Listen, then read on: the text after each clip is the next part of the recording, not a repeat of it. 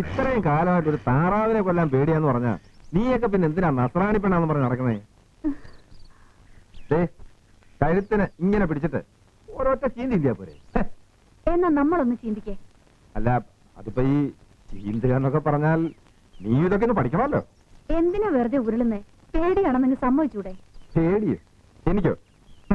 എടീ, തമിഴ്നാട്ടിലെ വെറ്റലക്കുണ്ടെന്ന് പറഞ്ഞ സ്ഥലം നീ കേട്ടിട്ടുണ്ടോ? അവിടുത്തെ കാട്ടിൽ വെച്ചൊരിക്കാൻ വെറുതെ ഗുണ്ടൊന്നും അടിക്കണ്ട.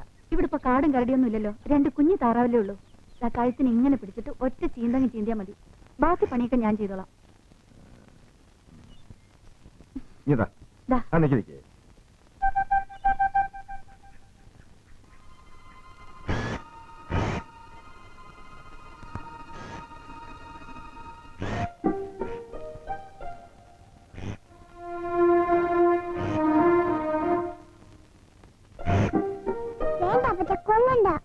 നമുക്ക് തോട്ടിലിട്ട് വളർത്താം.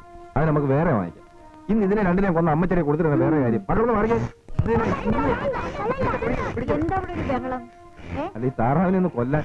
ഇതിനാ നീ ഇപ്പൊ താറൂട്ട് ഇറങ്ങിയിട്ടുണ്ട്. എടാ ഇതൊക്കെ പെണ്ണുങ്ങളുടെ കാര്യല്ലടാ. അതിനൊക്കെ പേടിയാണല്ലോ. ആ അതാ പറയുന്നത്. ഉടുത്തൊരുങ്ങി നടക്കാനല്ലാതെ ഇതുങ്ങളെ കൊണ്ട് ഒരു കാര്യമില്ല. നീ ആ കത്തിന് കാണിച്ച് വെള്ളം വെച്ചിട്ടുണ്ടോ?